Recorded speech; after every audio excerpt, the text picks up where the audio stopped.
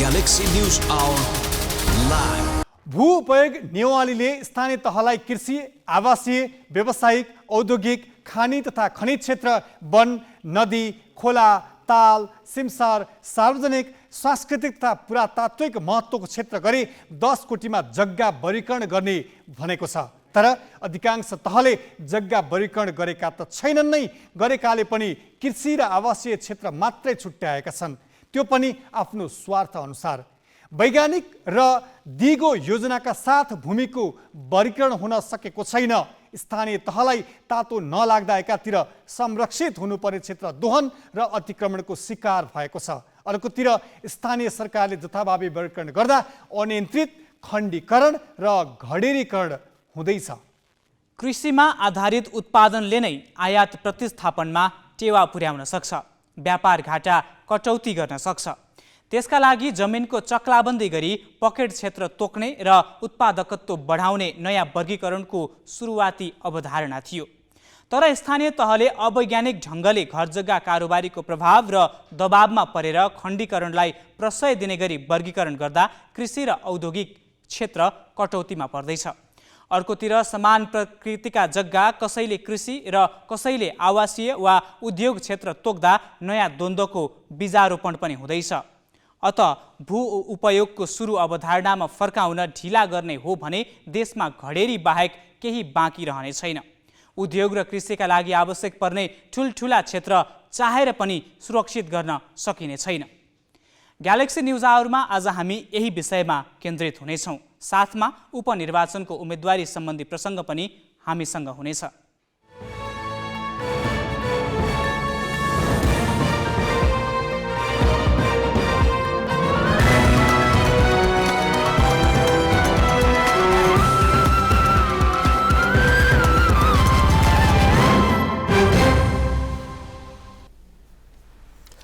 नमस्कार, यो हो ग्यालेक्सी न्युज आवर। अब हेडलाइन्स।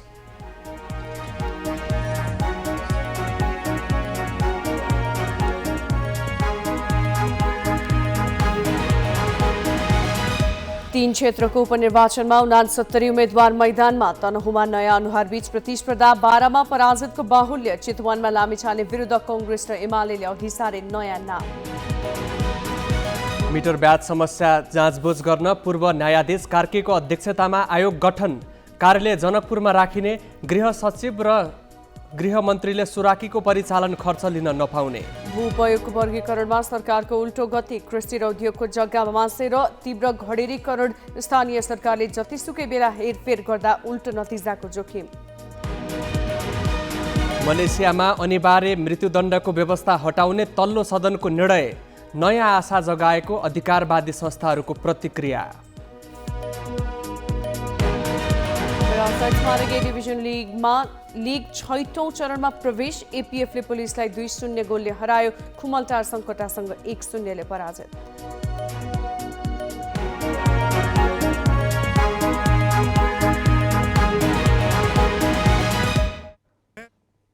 आगामी वैशाख 10 गते 3वटा क्षेत्रमा हुने उपनिर्वाचनका लागि आज उम्मेदवारले मनोनयन दर्ता गराएका छन्। 12-2 मा 33, चितवन 2 मा 19 र तनहुँ 1 मा 9 जना गरी 61 जनाले मनोनयन दर्ता गराएका हुन्। तनहुँ 1 बाट निर्वाचित रामचन्द्र पौडेल राष्ट्रपति, 12-2 बाट निर्वाचित रामसाई प्रसाद यादव उपराष्ट्रपति र चितवन 2 बाट निर्वाचित रवि लामिछानेको नागरिकता विवादका कारण उपनिर्वाचन हुन लागेको हो।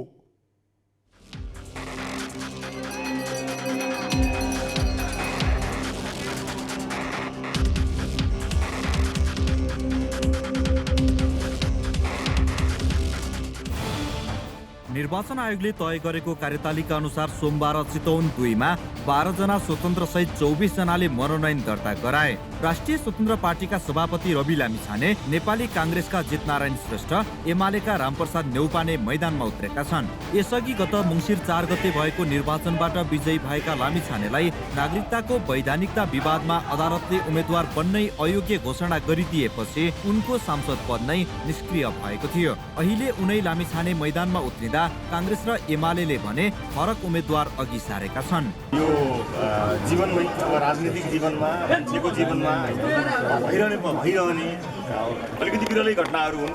मेरो जीवनमा त एकदम त्यस्तै किसिमका परिस्थितिहरूलाई सामना गर्दै आइरहेको छु म। त्यसले गर्दा केही अनौठो त लागेको छ, तर तात्विक रूपमा त्यस्तो धेरै फरक त छैन। मेरो उम्मेदवारीले मलाई अत्यन्त खुसी पनि लागेको छ। एउटा अवसर पनि मलाई पार्टी र सत्ता गठबन्धनले यो उपनिर्वाचनमा नेपाली काङ्ग्रेसको उम्मेदवारलाई समर्थन गर्ने भनेर माओवादी केन्द्र, एकीकृत समाजवादी सहितको जुन दलहरूले मलाई समर्थन पनि प्राप्त गरेको छ, एउटा ऊर्जा पनि प्राप्त भएको छ, खुसी पनि छु। जनताका सबै अपेक्षाहरू एकैचोटि सम्पन्न नहोलान्, तर जनताका हर विश्वासलाई मैले प्रमाणित गरेर जनताको मायालाई मैले कहिल्यै पनि यो जनप्रतिनिधिलाई मत दिएर बेठिक गरिएछ कि भन्ने कहिल्यै पार्दिनँ। उहाँहरूलाई सदैव खुसी राख्ने, उहाँहरूको असल प्रतिनिधि भनेर म सदैव रहनेछु। रामचन्द्र पौडेल राष्ट्रपतिमा निर्वाचित भएपछि खाली भएको तनहुँ 1 मा 9 जना चुनावी प्रतिस्पर्धामा देखिएका छन्। मुख्य दावेदार मानिएका काङ्ग्रेसका गोविन्द भट्टराई, एमालेका सर्वेन्द्र खनाल र राष्ट्रिय स्वतन्त्र पार्टीका स्वर्णिम वाग्ले मतदाताका लागि नयाँ अनुहार हुन्। यो युवाहरूमाझ एउटा आशाको सञ्चार गरेको र हाम्रो जनसामूहिक बनोट इत्यादि विगतका अनुभवहरूबाट पनि के देखिन्छ भने राष्ट्रिय स्वतन्त्र पार्टी चाहिँ अब यसले नै आगामी 21औं शताब्दीको नेपालको आकाङ्क्षालाई राम्ररी बोक्न सक्छ, त्यो भारी बोक्न सक्छ। यो चाहिँ तनहुँ जिल्लाको के अरे मतदाताहरू एकदमै सचेत हुनुहुन्छ। रामचन्द्र पौडेल पछाडिको चाहिँ उत्तराधिकारी लिगेसी चाहिँ वास्तवमा मलाई नै हस्तान्तरण गर्न चाहनुहुन्छ। रामचन्द्र पौडेलको चाहिँ उत्तराधिकारी कुनै पार्टी छोडेको मान्छे हुन सक्छ र सक्दैन। सुरक्षा र विकास भन्ने कुरो इन्टरलिङ्क्ड विषय हो। जहाँ सुरक्षा हुन्छ त्यहाँ विकासका सबै कुराहरू, बाटोहरू, ढोकाहरू खुल्छन्। जहाँ विकास बन्दै गर्छ त्यहाँ सुरक्षित वातावरण पनि बन्दै गर्छ। त्यसकारण यी दुवै विषय अगाडि लाग्नुपर्ने। यी दुईटै विषयमा तपाईँको क्यान्डिडेट अगाडि छ, सबै कुराले अब्बल छ र सर्वोत्कृष्ट हुन्छ भन्ने कुराहरू यहाँले लिनुहुन्छ भन्ने मेरो चाहिँ पूर्ण आशा। उपनिर्वाचन हुने 3 क्षेत्रमध्ये 12-2 मा सबैभन्दा बढी मनोनयन परेको छ। यहाँ जसपाका अध्यक्ष उपेन्द्र यादव, एमालेका पुरुषोत्तम पौडेल, राष्ट्रिय स्वतन्त्र पार्टीका रमेश खरेल, जनमत पार्टीबाट शिवचन्द्र कुशवाहा सहित 36 जनाले उम्मेदवारी दिएका छन्। जसपाका यादवलाई काङ्ग्रेस, माओवादी केन्द्र, लोसपा र नेकपा एकीकृत समाजवादीले साथ दिएका छन्। यादव, खरेल र कुशवाहा गत मङ्सिरको चुनावमा पराजित अनुहार हुन्। हाम्रो मधेसमा सुशासन, शिक्षा र सुरक्षाको लागि यो हाम्रो मतदान हो। तपाईँहरूले दिने मतदान यो सुशासन, शिक्षा र सुरक्षाको लागि, राजनीतिक स्थिरताको निम्ति नयाँ जनादेश लिने यो उपचुनावलाई आगामी दिनको शुभ सङ्केतको रूपमा नेपालमा स्थायित्व, विकास र राष्ट्रियताको संरक्षणको पक्षमा नेकपा एमालेलाई राष्ट्रिय शक्तिको रूपमा स्थापित गर्ने हाम्रो मुख्य एजेन्डा। केन्द्रमा भएको सहमति अनुसार सत्ता गठबन्धनका घटक माओवादी र एकीकृत समाजवादीले कुनै पनि क्षेत्रमा उम्मेदवारी दिएनन्। सोमबार दर्ता भएका मनोनयनमाथि छानबिन गरी निर्वाचन अधिकृतको कार्यालयले आगामी बिहिबार चुनाव चिन्ह दिने कार्यसूची छ। जिल्ला सहकर्मीहरूको सहयोगमा बासु खड्का, ग्यालेक्सी पोके, काठमाडौँ।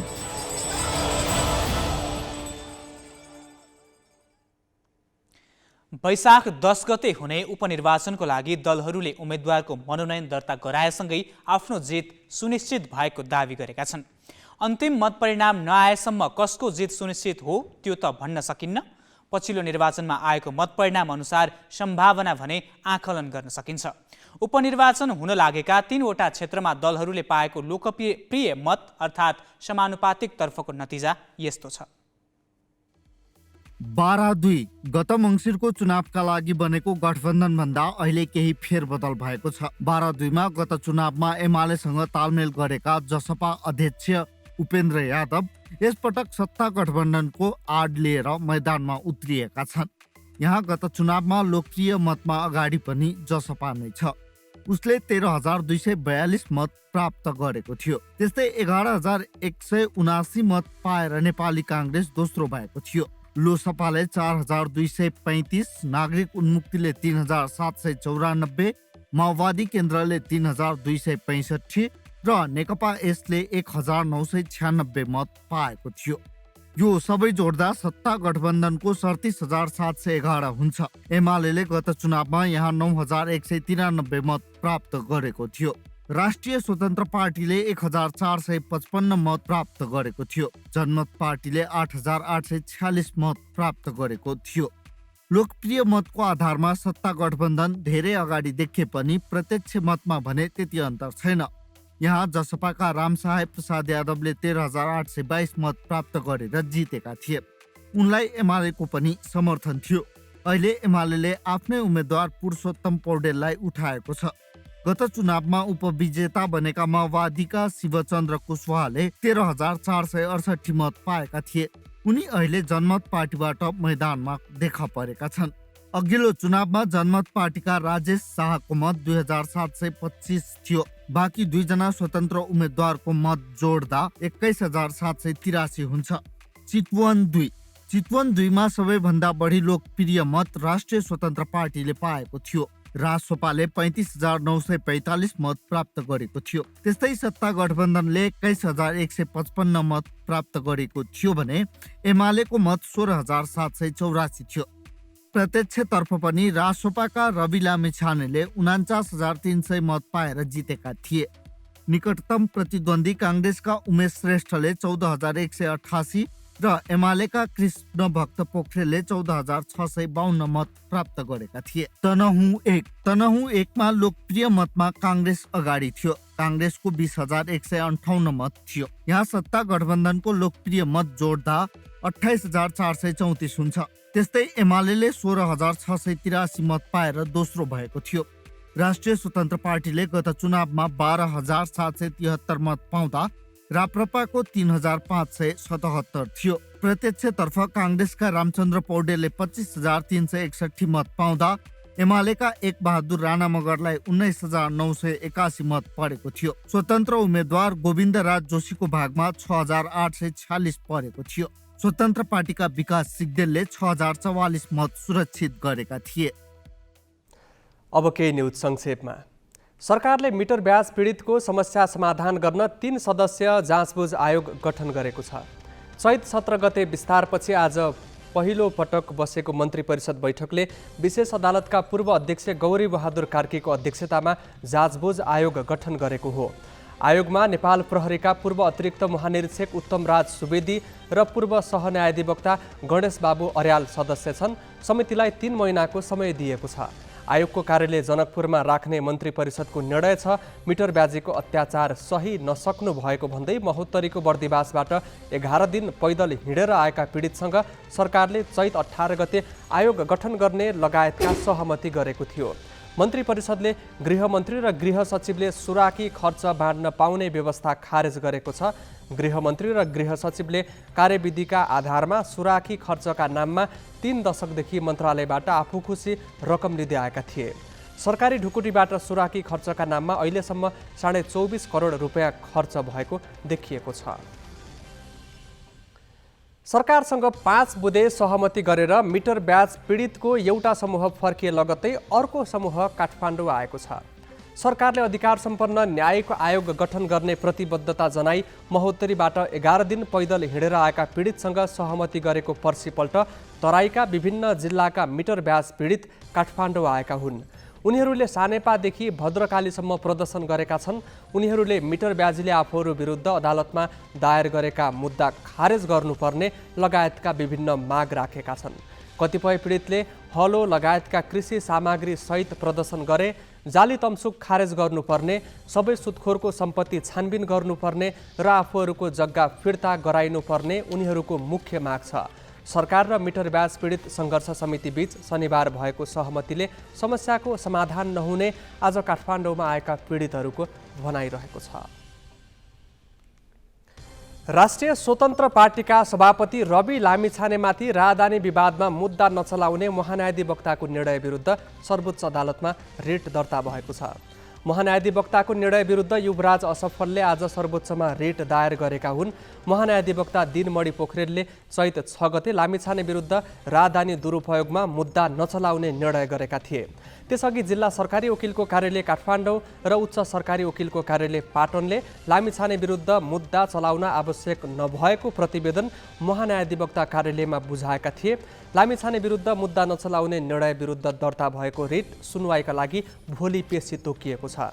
लामिछानेको नागरिकतालाई लिएर सर्वोच्चमा रिट दायर गराउने व्यक्ति पनि सफल नै हुन्।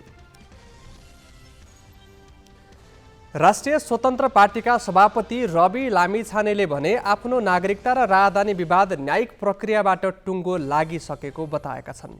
प्रतिनिधि सभा सदस्यका लागि चितवन 2मा मनोनयन दर्ता गर्दै लामिछानेले न्यायिक प्रक्रियाबाट सबै विवाद टुङ्गो लागिसकेका कारण समस्या नआउने बताएका हुन्। आफूले सन् 2018मै अमेरिकी नागरिकता त्यागिसकेको र त्यस सम्बन्धमा सर्वोच्च अदालतले गरेको फैसलाको पूर्ण पाठमा पनि उल्लेख रहेको लामिछानेको भनाइ छ। पूर्व राजा ज्ञानेन्द्र शाहले बदलिँदो राज्य व्यवस्थाले सामाजिक संरचना कमजोर भइरहेको बताएका छन्। सुनसरीको इनरुवामा नागरिक अभिनन्दन कार्यक्रमलाई सम्बोधन गर्दै उनले तन, मन, धन र पदमा लोभ्याएर सामाजिक संरचना कमजोर बनाइएको आरोप लगाए। मुलुकका समस्यालाई आफूले नजिकबाट नियालिरहेको भन्दै उनले आलटाल र टालटुल प्रणालीले परिणाम नदिने बताए। लामो समयपछि नागरिक बीच सम्बोधन गरेका पूर्व राजा ज्ञानेन्द्रले देशको बदलिँदो राजनैतिक घटनाप्रति चिन्ता व्यक्त गरेका थिए। अवैध रूपमा विद्युतीय कारोबार मार्फत ठगी गरेको आरोपमा जनकपुरबाट 24 जना पक्राउ परेका छन्। जिल्ला प्रहरी कार्यालय धनुषाको टोलीले विभिन्न एप्स बनाएर नग्न तस्बिर आदान प्रदान गरी ठगी गर्दै आएकाहरूलाई आज जनकपुरको पिडारी चोकबाट पक्राउ गरेको हो। पक्राउ पर्नेहरू 20 देखि 28 वर्ष उमेर समूहका युवा युवती हुन्। उनीहरूले एप्स मार्फत पुरुष र महिलालाई विभिन्न प्रलोभन दिई नग्न तस्बिर बनाएर ब्ल्याकमेल गरी पैसा असुल्ने गरेको प्रहरीको आरोप छ। दिलाजी आईटी कम्पनी काठमाडौँ 8 को नाममा जनकपुर धाममा 3 महिनादेखि अवैध रूपमा कार्यालय सञ्चालनमा रहेको प्रहरीले जनाएको छ। भारतमा तीव्र रूपमा फैलिएको कोरोनाको नयाँ प्रजाति ओमिक्रोन XBB.1.16 नेपालमा पनि फेला परेको छ। स्वास्थ्य तथा जनसङ्ख्या मन्त्रालयले चैत महिनामा कोरोना देखिएका 24 जनामा गरेको परीक्षणमा 10 जनामा नयाँ प्रजाति देखिएको हो। मन्त्रालयले नयाँ प्रजाति देखिन थालेपछि भारतसितका सीमा नाकामा परीक्षणका लागि हेल्थ डेस्क राखेको जनाएको छ। संक्रमण देखिएका व्यक्तिलाई उपचारको व्यवस्था समेत मिलाइएको जनाइएको छ। संक्रमण मानिएको नयाँ प्रजातिको असरमा स्वाद जाने, गन्ध हराउने जस्ता लक्षण देखिएको छ। बाँकी प्रसङ्ग विष्णु ढुङ्गानाबाट। कानुनले जग्गा वर्गीकरणको अधिकार स्थानीय तहलाई दिएको छ। जग्गा वर्गीकरण सम्बन्धमा भू उपयोग नियमावली बनेको 10 महिना भयो, तर 80% स्थानीय तहले जग्गा वर्गीकरण गरेका छैनन्। त्यसको असर एकातिर जग्गा कारोबार ठप्प जस्तै छ भने अर्कातिर राजस्वमा उल्लेख्य गिरावट देखिएको छ। गत वर्षको 8 महिनाको तुलनामा यसपालि जग्गाको कारोबारमा हुने राजस्व सङ्कलन 50% भन्दा धेरैले घटेको छ। भूमिको वर्गीकरण, समुचित उपयोग र प्रभावकारी व्यवस्थापन गर्ने उद्देश्यले सरकारले भू उपयोग ऐन बनायो। ऐनमा कृषि, आवासीय, व्यावसायिक, औद्योगिक, खानी तथा खनिज, वन, नदी खोला, ताल, सिमसार, सार्वजनिक उपयोग, सांस्कृतिक तथा पुरातात्विक महत्त्वका क्षेत्र वर्गीकरण गर्नुपर्ने उल्लेख गरियो। ऐनमा भएको व्यवस्था कार्यान्वयनका लागि 3 वर्ष लगाएर भू उपयोग नियमावली बनाइयो। जेठमा बनेको नियमावलीपछि भूमि व्यवस्था, सहकारी तथा गरिबी निवारण मन्त्रालयले स्थानीय तहलाई जग्गा वर्गीकरण गर्न पत्राचार गर्यो। कृषि क्षेत्रको संरक्षण गर्ने गरी जग्गा वर्गीकरण गर्न भनिएको थियो। यसका लागि मङ्सिर 23 सम्मको समय दिएकोमा अहिलेसम्म 148 स्थानीय तहले मात्र काम गरेका छन्। भूमि व्यवस्था तथा अभिलेख विभागका अनुसार 80% स्थानीय तहले जग्गा वर्गीकरण नै गरेका छैनन्, जसका कारण अंशबन्डा, नामसारी जस्ता काम रोकिएका छन्। हिमाल पहाड तराईलाई मध्यनजर गरेर चाहिँ जग्गाको वर्गीकरण गरिएको छ। विशेष गरेर हाम्रो काइकी गाउँपालिकामा के छ भन्दाखेरि यो गुठी सम्पूर्ण जग्गाहरू गुठीमा दर्ता भएको छ। गुठीमा दर्ता भएको जग्गाहरू पनि किनबेच नभएर हदबन्दी भएको कारणले गर्दा नै किनबेच गर्न रोकिएको छ। जग्गा वर्गीकरणका कारणले किता कटौती गर्न नमिल्ने भएको हुनाले हाम्रो राजस्व अझ किनबेच नचल्ने हुनाले, व्यवहार नचल्ने भएको हुनाले हामीले अझ राजस्व कम हुन्छ बढाउने हाम्रो उद्देश्य थियो। तर चाहिँ वर्गीकरणका कारणले हाम्रो राजस्व कम उठ्ने हामीले देखिरहेका छौँ। वर्गीकरण बिना जग्गाको कारोबार गर्न पाइँदैन, तर समय गुज्रिएको 4 महिना भए पनि अधिकांश पालिकाले जग्गा वर्गीकरणमा चासो नै दिएका छैनन्। यसमा उनीहरूले प्राविधिक जनशक्तिको अभाव देखाएका छन्। रातको भू उपयोग वर्गीकरण चाहिँ अलिक टेक्निकल विषय भएको हुनाले हाम्रो मौजुदा जनशक्तिले त्यसलाई काम सम्पन्न गर्न नसक्ने र केन्द्रले पनि यसको तपाईँले भन्नुपर्दाखेरि कुनै पनि खालको ओरिएन्टेसन कुनै खालको चाहिँ सहजीकरण गरेको चाहिँ छैन। खालि नाभी विभागले नगरपालिका स्थानीय तहले पत्र लेखिसके पश्चात उसले चाहिँ एउटा टेक्निकल जस्तो खालको मेन पावर पठाएर सामान्य ओरिएन्टेसन चाहिँ गरायो। त्यो पनि हाम्रो रिक्वेस्टमा। नत्र भूमि सुधार मन्त्रालय अथवा नाभी विभाग भूमि सुधार विभागले सहित राखेर जनप्रतिनिधि सहित राखेर यसको यस्तो यस्तो हुन्छ भनेको बाहिर पनि अलिक बढी चासो अलिक बढी छिटो पनि हुन्थ्यो होला। वर्गीकरणमा व्यवस्थाको असर जग्गा कारोबारमा परेको छ। गत आर्थिक वर्ष साउनदेखि पुससम्म 6,79,527वटा घर जग्गा कारोबार भएको थियो। कारोबार संख्या यो वर्ष 6 महिनामा 2,13,093 मा सीमित भयो। कारोबार घटेको असर राजस्वमा परेको छ। घर जग्गा कारोबारबाट हुने राजस्व सङ्कलन आधा भन्दा धेरैले घटेको छ। गत आर्थिक वर्ष फागुनसम्म घर जग्गा कारोबारबाट 54 अर्ब रुपैयाँ राजस्व सङ्कलन भएकोमा यस वर्ष सोही अवधिमा 25 अर्ब रुपैयाँ भन्दा उठेको छैन। ढिला भएको भन्नुभएको छैन, हामी गर्दैछौँ पनि भन्नुभएको छ। अब यो चाहिँ गर्न सक्दैनौँ भन्ने कुरा पनि केही भएको छैन। अलिकति ढिला चाहिँ भएको कारणले गर्दाखेरि किन ढिला भएको छिटो गरिदिनुहोस् नै भन्ने हाम्रो अनुरोध होइन। अब सरकारै प्रमुख हुनुहुन्छ भनेपछि हामीले स्थानीय सरकार प्रमुखलाई हामीले केही भन्न सक्ने किन संवैधानिक त संविधानमा भएको व्यवस्था बमोजिममै उहाँहरूले आफ्नो काम कारबाही अगाडि बढाइरहनु भएको छ होइन। त्यसले गर्दा हाम्रो अनुरोध मात्रै हो कि छिटो गरिदिनुहोस्। छिटो गरिदियो भने सर्वसाधारणलाई पनि सुविधा हुन्थ्यो भन्ने खालको कुराहरू। अब राजस्वको अवस्था के छ भन्दाखेरि नि अहिले अब तपाईँलाई अहिले मैले 7 महिनाको डाटा दिँदा फागुनसम्म साउनदेखि फागुनसम्मको स्थिति हेर्दाखेरि कस्तो देखिएको छ भन्दा गत वर्ष यो अवधिमा हामीले 54 अरब चाहिँ राजस्व उठाएका थियौँ गत वर्ष होइन। अहिले कस्तो छ जम्मा 25 अरब चाहिँ हामीले राजस्व उठाइरहेका छौँ। त्यसो त अहिले कारोबार घटेको जग्गा वर्गीकरण नभएर मात्र होइन, बैंक तथा वित्तीय संस्थामा लगानी योग्य रकम अभाव अर्को कारण हो। धेरै जसो क्षेत्रमा मन्दीको जस्तै अवस्था छ। अर्कातिर बैंकको ब्याज दर उच्च छ। यी कारण पनि लगानीकर्ता कारोबार गर्न हच्किएका हुन्। जग्गा वर्गीकरण बारे स्थानीय तहको अन्यल र मन्दी उन्मुख आर्थिक अवस्थाले कारोबारमा शिथिलता आएको घर जग्गा व्यवसायीको बुझाइ छ। अलिकति त गभर्मेन्टको नीतिगत व्यवस्थाले पनि यो भएको, अलिकति राष्ट्र ब्याङ्कको सङ्कुचनले रियल इस्टेटलाई लगानी धेरै माइनस गरिदिएकोले लोन टु रेसियोमा 30% भन्दा नगरिदिएको अवस्थाले यदि यसलाई 50% गरिदिएर ब्याङ्कले अलिकति पोजिटिभली यो रियल इस्टेट हाउसिङमा लगानी गर्नुपर्छ। बैंकिङ क्षेत्रबाट यो वर्ष व्यक्तिगत आवासीय कर्जा धेरै प्रभाव भएको छैन। गत आर्थिक वर्ष पुससम्म व्यक्तिगत आवासीय कर्जा 35 अर्ब 14 करोड रुपैयाँ प्रभाव भएकोमा यसपालि 6 महिनामा 10 अर्ब 76 करोड रुपैयाँ मात्र प्रभाव भएको तथ्याङ्क छ। रियल इस्टेट कर्जा त ठप्प जस्तै छ। जिल्ला सहकर्मीहरूको सहयोगमा सृष्टि पराजुली, ग्यालेक्सी फोके, काठमाडौँ। आर्थिक वर्ष 2067-68 को बजेट मार्फत तत्कालीन अर्थमन्त्री सुरेन्द्र प्रसाद पाण्डेले उपयोगको आधारमा भूमिको वर्गीकरण गर्नुपर्ने र पुरानो ढाँचा बदल्नुपर्ने प्रस्ताव गरे। त्यसको 2 महिनाभित्रै भू उपयोग ऐन जारी भयो। यसले अब्बल, द्वयम, सीम र चहार भनेर वर्गीकरण हुँदै आएको भूमिलाई आर्थिक प्रयोजनका आधारमा विभिन्न 10 वर्गमा विभक्त गर्ने व्यवस्था सुनिश्चित गर्यो। त्यस यताका करिब 1 दशकसम्म भूमि र भू उपयोगबारे नीतिहरू बन्ने र संशोधन हुने क्रम जारी रह्यो। गएको जेठ अन्तिम साता मात्रै भू उपयोग नियमावली कार्यान्वयनमा आयो। तर सुरुवाती अवधारणा भन्दा ठिक विपरीत ढङ्गले आएका नियम कानुनले भूमिको वर्गीकरणलाई झनै कठिन मात्र बनाएको छैन, अझै दशकौँसम्म नयाँ किचलको कारण बन्दै आएको छ। करिब 1.5 दशक अघि भूमिको उपयोगिता बदल्ने बहस सुरु हुँदा देशमा ठुला सहर, ठुला औद्योगिक क्षेत्र र विशाल कृषि क्षेत्रको निर्माण गर्ने भनिएको थियो। भूमिको खण्डीकरण बढ्दै गएको र अव्यवस्थित सहरीकरण मौलाएको भन्दै सरकारले यस्तो योजना अघि सारेको थियो। सुनसान क्षेत्रमा स्थापना भएका उद्योगहरू छेउछाउमा बस्ती विकास भएपछि स्थानीयको अवरोधका कारण बन्द हुन थालेका थिए। औद्योगिक क्षेत्र चकनाचुर बन्दै गएपछि रोजगारी र राष्ट्रिय उत्पादन नै धराशायी हुन पुग्यो। कृषि जमिन टुक्रा टुक्रा भए काठमाडौँ र पोखरा जस्ता उपत्यका मात्रै होइन, अन्न भण्डार भनिएको विशाल तराई पनि अहिले तीव्र रूपमा घडेरीकरण भइरहेको छ। यसले मुलुकलाई अन्नबालीमा परनिर्भर बनाउँदै लगेको छ। अब त यस्तो बेला पनि आइसक्यो कि खेती गर्न मात्रै होइन, उद्योग खोल्न पनि आवश्यक जग्गा किन्नै नसक्ने परिस्थिति बनेको छ।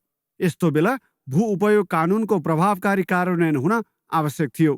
तर सुरुमा कानुन बनाउँदा केन्द्रीय तहबाट रणनीतिक वातावरण मूल्याङ्कन गरेर सङ्घीय स्तरबाटै भूमिको वर्गीकरण गर्ने र तल्लो तहले त्यसको कार्यान्वयन गर्ने प्रस्ताव गरिएको थियो।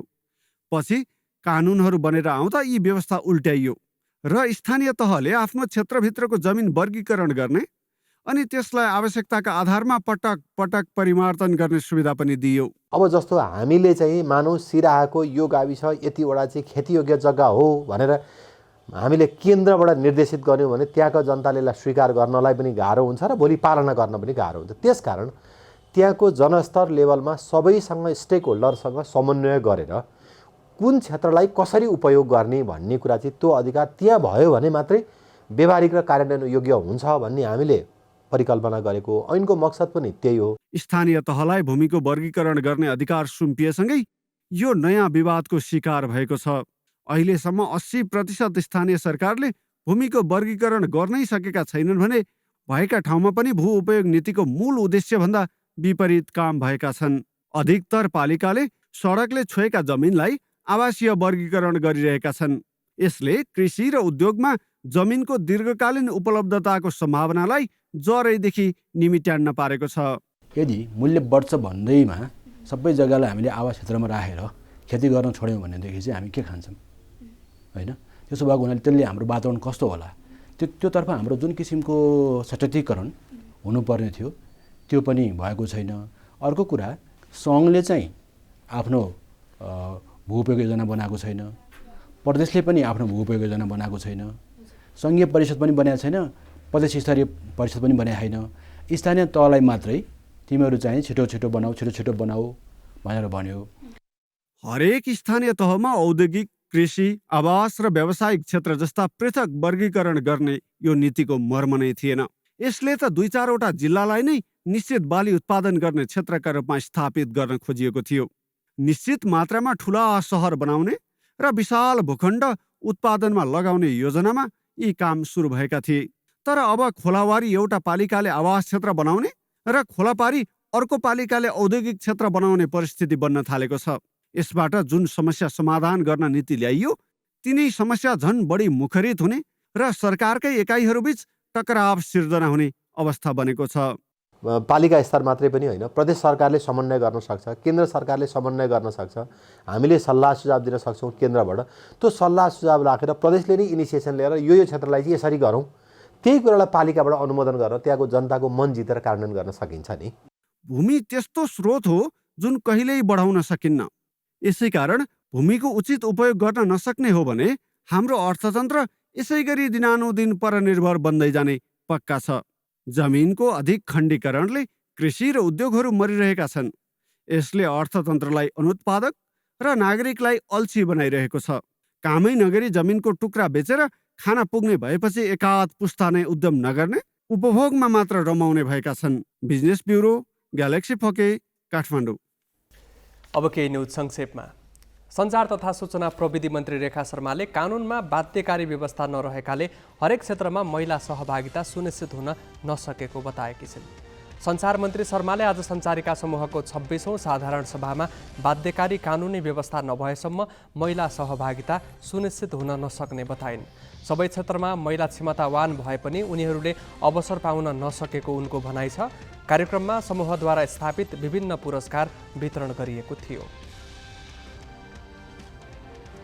मलेसियाको संसदले देशको अनिवार्य मृत्युदण्ड हटाउने पक्षमा मतदान गरेको छ। मलेसियाको संसदको तल्लो सदन दिवान रक्यातले सोमबार केही अपराधका लागि अनिवार्य मृत्युदण्डको सजाय हटाउन कानुनी सुधारलाई अनुमोदन गरेको हो। पारित विधेयक माथिल्लो सदन दिवान नेगारामा पठाइनेछ। यदि यो त्यहाँ पारित भयो भने यो कानुनमा हस्ताक्षर गर्न राजालाई पठाइनेछ। माथिल्लो सदनबाट पारित हुने अपेक्षा गरिएको छ।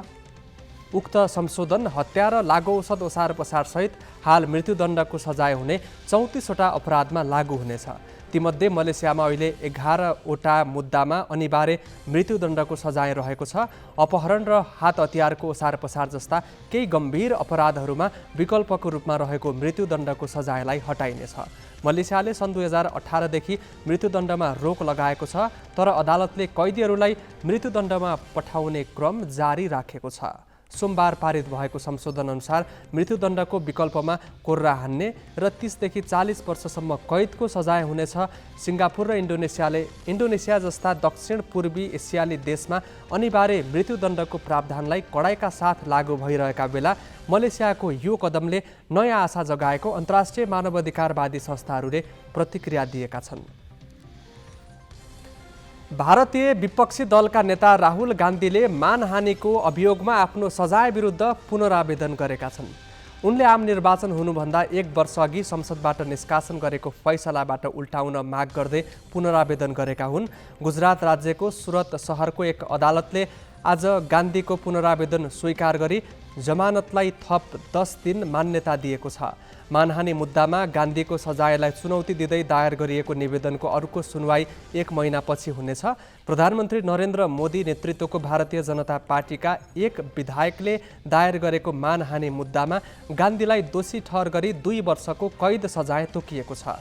यही फैसलाका आधारमा उनको सांसद पद निष्क्रिय बनाउँदै अर्को चुनावका लागि समेत उम्मेदवार बन्न अयोग्य घोषित गरिएको छ। सन् 2019 को चुनाव प्रचारका क्रममा गान्धीले गरेको टिप्पणीलाई लिएर आएको फैसलालाई कतिपयले राजनीति प्रेरित भनेका छन्।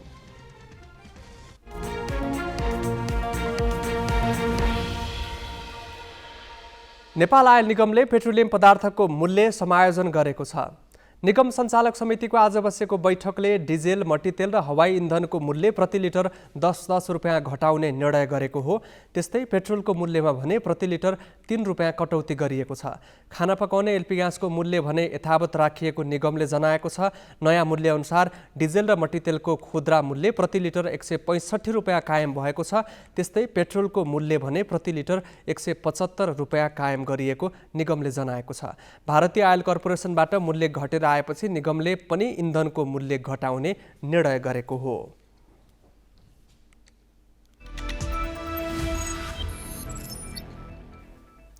शहीद स्मारक ए डिभिजन लिगमा 6औं चरणका खेल आज सुरु भएका छन्। साधुबाटो स्थित एन्फा कम्प्लेक्समा भएको खेलमा सङ्कटाले एफसी खुमलटारलाई 1-0 गोलले हरायो। खेलको 27औं मिनेटमा जुनियर ओन्गुयनले गोल गरे, त्यसपछि दुवै टोलीबाट गोल भएन। सङ्कटा विजयी भए। जितपछि सङ्कटा 6 खेलबाट 9 अङ्क जोडेर 6औं स्थानमा उक्लिएको छ। नवप्रवेशी खुमलटारको यो 4थो हार हो। आजै चाँसल मैदानमा भएको खेलमा एपीएफले नेपाल प्रहरीलाई 2-0 गोलले पराजित गरे। एपीएफले दुवै गोल दोस्रो हाफमा गरेको हो।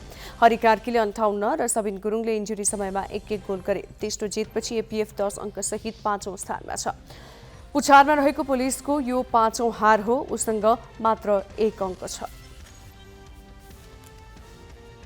लगातार 2 पटकको ए डिभिजन लिग विजेता मच्छिन्द्र क्लबले भुटानको राष्ट्रिय फुटबल टोलीका कप्तान छेन्चो ग्याल्चेनलाई अनुबन्ध गरेको छ।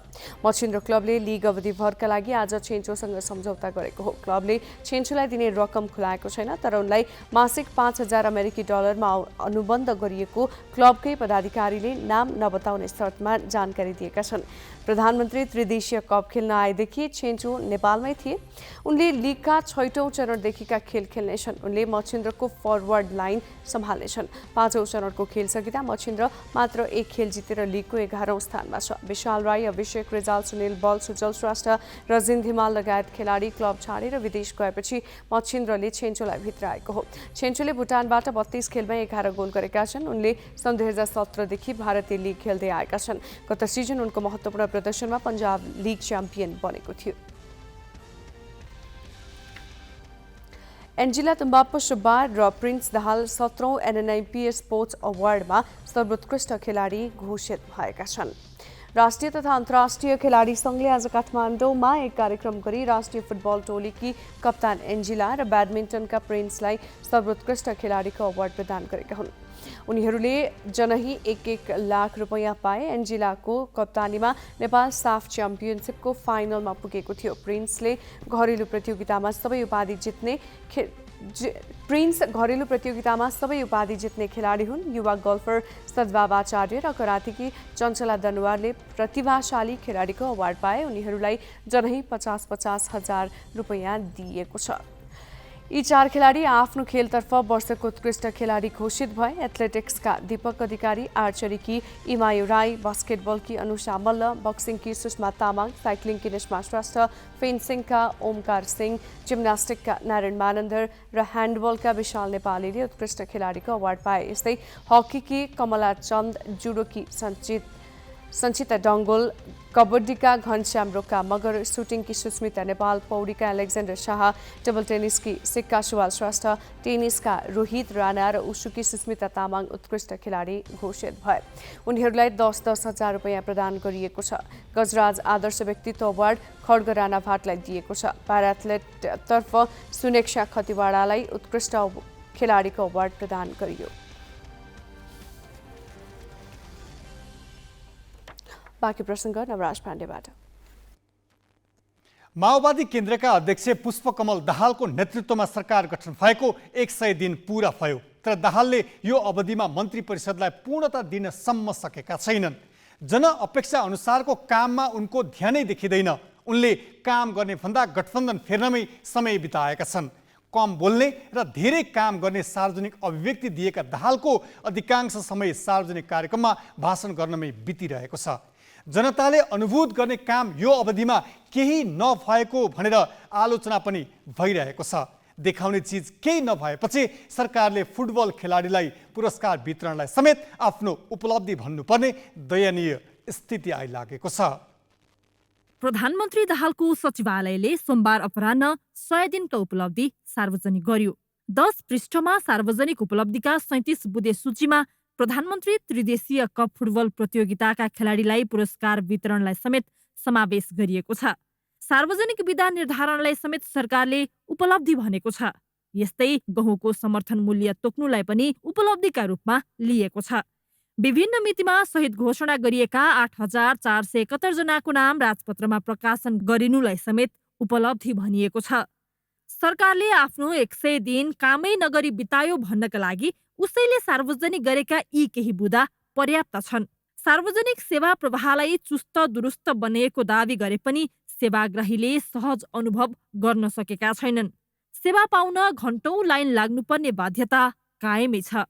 सरकारले महत्त्वपूर्ण उपलब्धि हासिल गरेको छ। 100 दिनको अवधिमा सेवा प्रवाहको क्षेत्रमा हेर्दाखेरिमा भिडभाड हुने ठाउँहरू जुन खालका थिए ती ठाउँहरूमा चाहिँ सरकारले जुन क्यू सिस्टम हटाउने भनेको थियो त्यो क्यू सिस्टमलाई धेरै व्यवस्थित हुँदै गएको छ र यो छोटो समयमा त्यो व्यवस्थित पूर्ण रूपमा व्यवस्थित भएर जानेछ भन्ने नै देखिन्छ।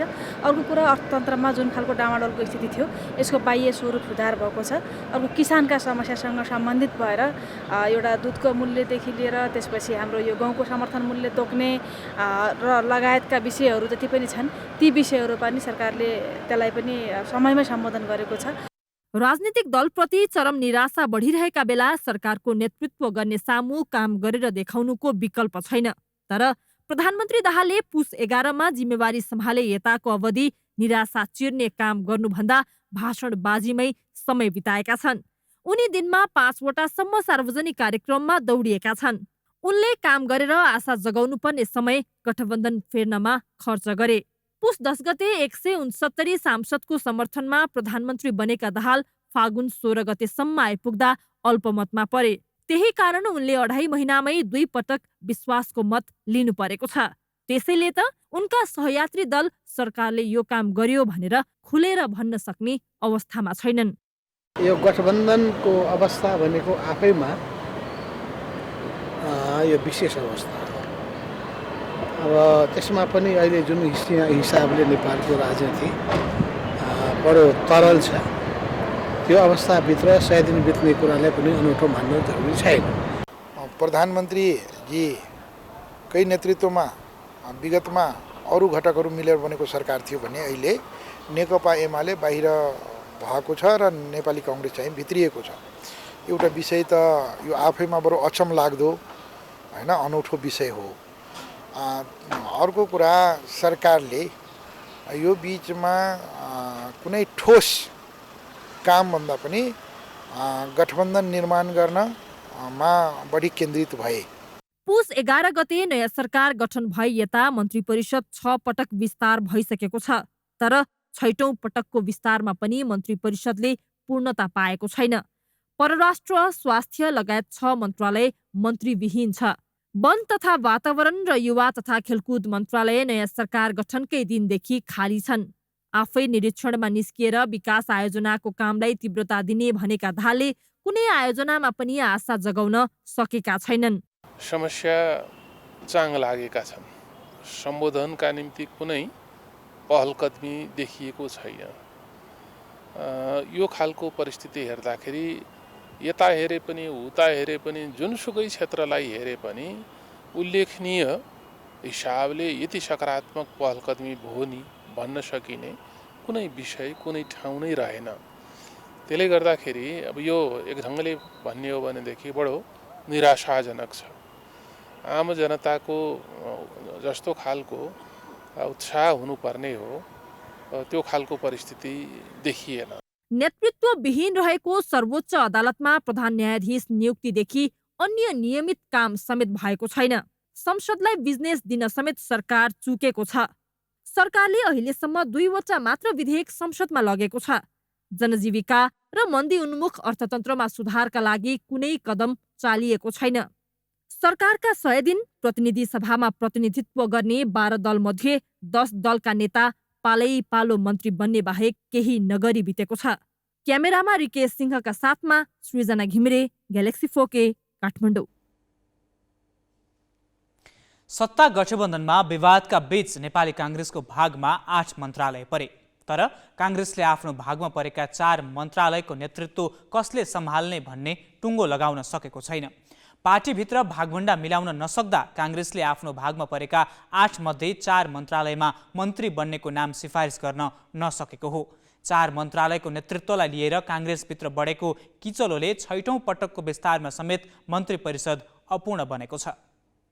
प्रधानमन्त्री पुष्पकमल दाहालले चैत 17 गते विस्तार गरेको मन्त्री परिषदमा नेपाली कांग्रेसका तर्फबाट 4 जना मात्र समेटिए, जबकि कांग्रेसको भागमा 8 मन्त्रालय परेका थिए। सभापति शेरबहादुर देउवाले संस्थापन इतर समूहलाई 2 मन्त्रालय दिएर बाँकी 6 मन्त्रालयमा आफू पक्षका नेतालाई मन्त्री बनाउने तयारी गरेका थिए। तर इतर पक्षले 3 मन्त्रालय नपाए सरकारमा नजाने धम्की दियो। यस्तै मन्त्री कसलाई बनाउने भनेर नाम पनि दिएन। त्यसैले देउवाले अन्तिम समयमा 4 जनालाई मात्र सरकारमा पठाए। चैत 17 पछि देउवाले इतर समूहलाई 2 मन्त्री र 1 राज्य मन्त्री दिन तयार रहेको सन्देश पठाए। तर इतर समूहले 3 मन्त्रालयको बटम लाइनबाट पछि नहट्ने अडान कायमै राखेको छ। पार्टीभित्रको सबै पक्षलाई सन्तुलित ढङ्गबाट संयोजन गरेर जाओस्, एक पक्षीय नहोस्। त्यसमा उपयोगिता, योग्यता, उसको सिनियरिटी र त्यति मात्रै होइन, जातीयता, क्षेत्रीयताको पनि सन्तुलित होस् भन्ने दृष्टिकोणले यो रोकेको हो। तर सभापति देउवा इतर समूहलाई 3 मन्त्रालय दिन तयार छैनन्। संसदीय दल र केन्द्रीय समितिमा रहेको अङ्कगणितलाई आधार मानेर देउवा इतर समूहलाई धेरै महत्त्व नदिने निष्कर्षमा पुगेका छन्। अर्को कुरा, आफ्नो समूहमा रहेका नेतालाई मन्त्री बनाउँछु भनेर दिएको वचनले पनि देउवालाई इतर समूहप्रति उद्धार हुनबाट रोकेको हो। काङ्ग्रेसभित्रको किचलोले मन्त्री परिषदले पूर्णता नपाउँदा देउवा पक्षका कतिपय नेताले पार्टीभित्र भागभण्डाबारे विवाद नै छैन भनिरहेका छन्।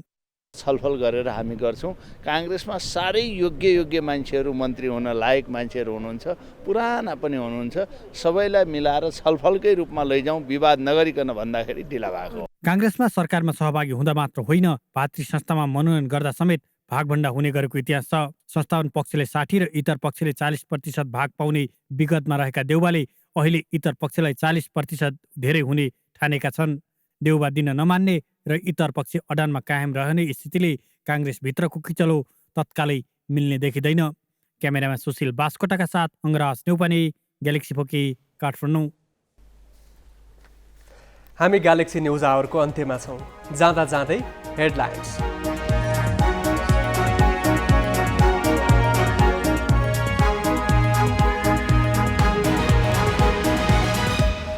3 क्षेत्रको उपनिर्वाचनमा 69 उम्मेद्वार मैदानमा। तनहुमा नयाँ अनुहारबीच प्रतिस्पर्धा, 12 मा पराजितको बाहुल्य। चितवनमा लामिछाने विरुद्ध कांग्रेस र एमाले अघि सारे नयाँ नाम। मिटर ब्याज समस्या जाँचबुझ गर्न पूर्व न्यायाधीश कार्कीको अध्यक्षतामा आयोग गठन।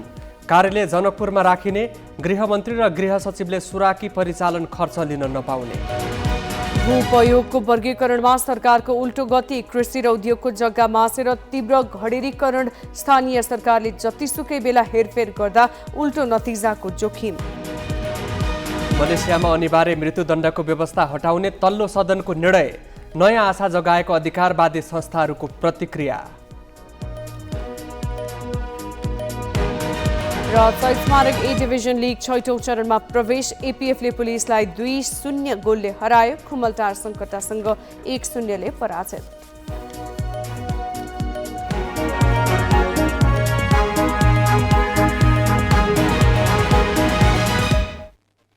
आजलाई ग्यालेक्सी न्युज आवर सकियो। नमस्ते।